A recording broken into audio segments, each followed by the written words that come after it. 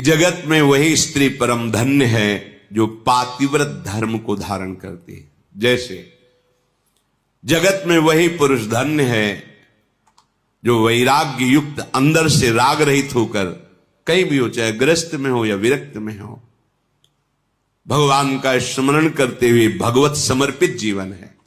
ऐसे लिए स्त्री के लिए एक सुदृढ़ भगवत प्राप्ति का मार्ग है, जो घर परिवार में रह रही अपने पति में भगवान की भावना करना। मेरे पति ही मेरे भगवान हैं, ऐसी भावना से आठों पहर उनकी आज्ञा में रहना। जैसे कोई प्रश्न कर सकता है कि अगर पति ही दुराचारी हो तो शास्त्रों में वर्णन किया गया है कि आप अपने भाव रखिए और फिर विधान जैसा होगा अपने आप दूरी बना दे, क्योंकि आप और आपके पति के बीच में भगवान का भाव है ना, वो संभाल लेंगे, वो आपको बचा लेंगे, वो आपको दूर कर देंगे। ऐसा भी हो सकता है। अलग अलग मायाकृत रूप हैं और आंतरिक भाव में जाएंगे जब विचार पे, तो आपके ही कर्म का फल भुगताने के लिए ऐसा स्वभाव वाला पति दिया गया है, ऐसी भावना। तो हमारे ही कर्म निश्चित, अपने कर्म के प्रभाव से ही पति का वरण होता है।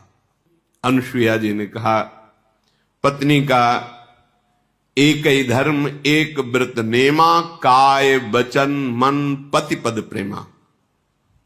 शरीर से, मन से, वाणी से एक ही धर्म, एक ही व्रत, एक ही नियम, पति को भगवान मानकर उनकी आराधना करना।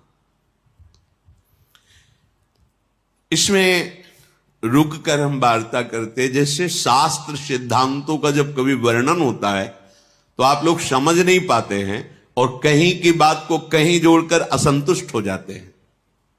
इसलिए विवेकवान सत्संगी हो जाता है, अपने को बात समझनी। जिससे एक बार महाभारत चरित्र जब वर्णन कर रहे थे पीछे, तो उसमें आया था कि वो ऋषि का नाम नहीं याद आ रहा, ब्रह्मलोक गए थे, तो उनको वापस किया गया था कि आपने संतान उत्पन्न नहीं किया, विरक्त वेश नहीं लिया,